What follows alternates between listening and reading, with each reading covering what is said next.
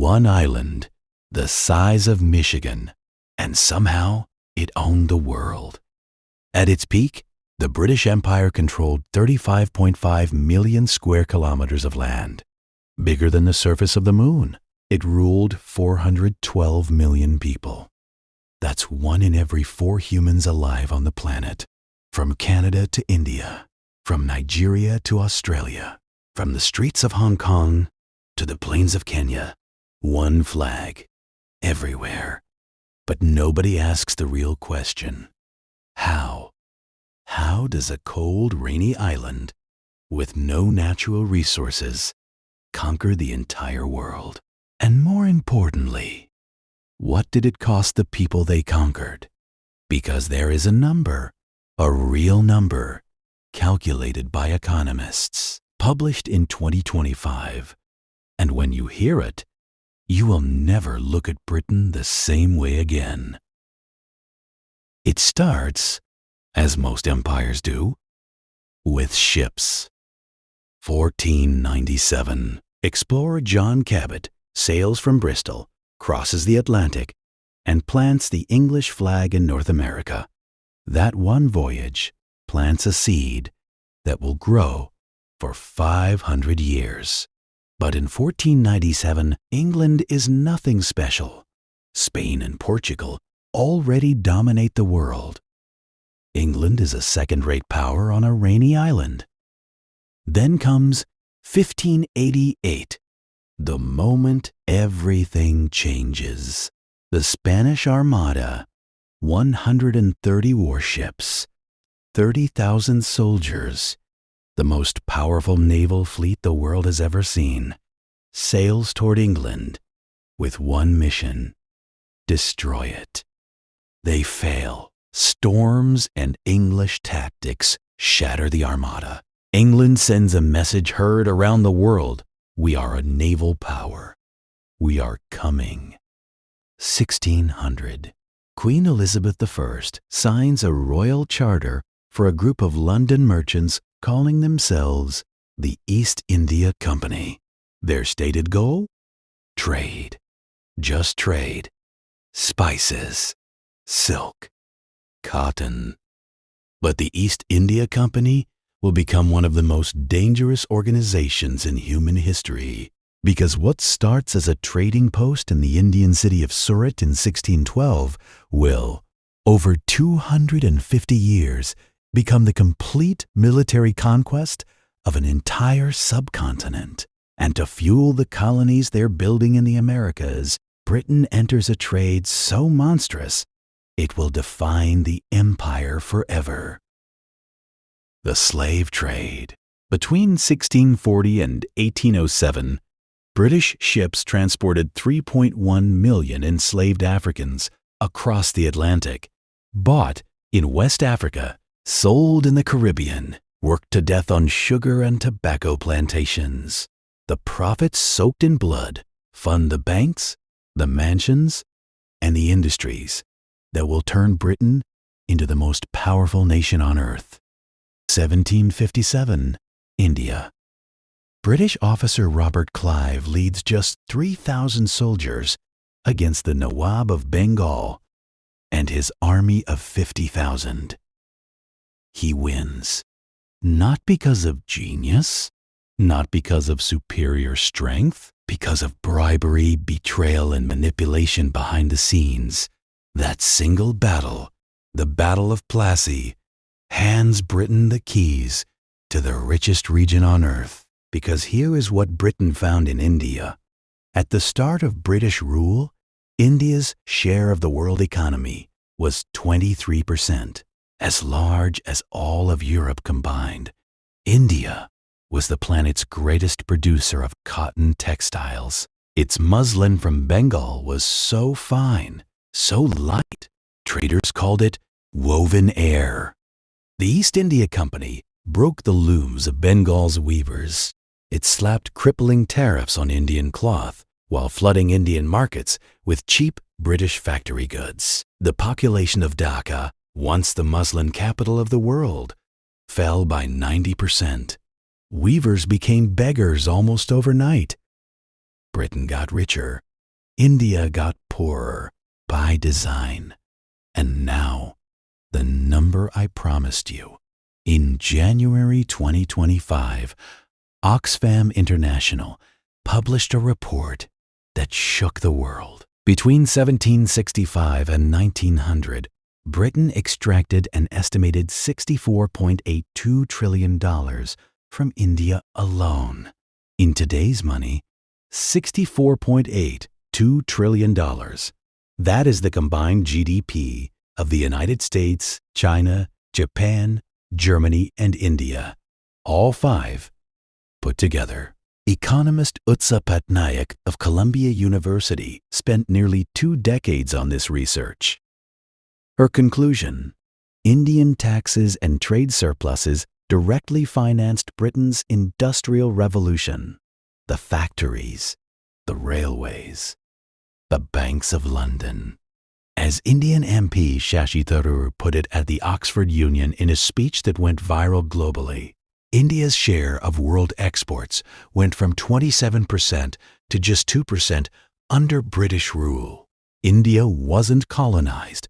India was systematically emptied. And it wasn't just India.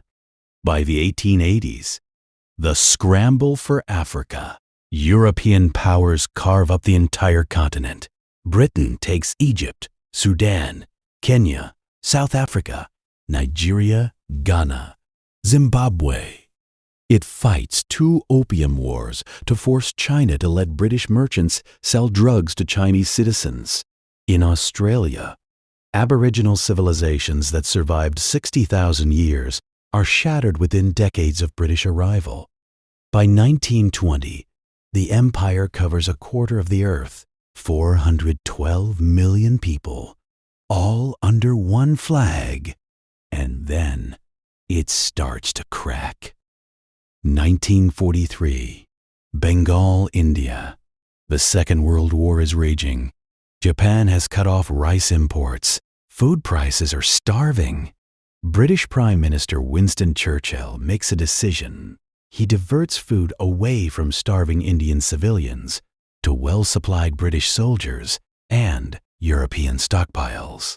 When officials telegram him about the scale of the catastrophe, Churchill asks, why hasn't Gandhi died yet? The starvation of anyway underfed Bengalis is less serious than that of sturdy Greeks. Between 2 and 4 million people die in the Great Bengal Famine of 1943.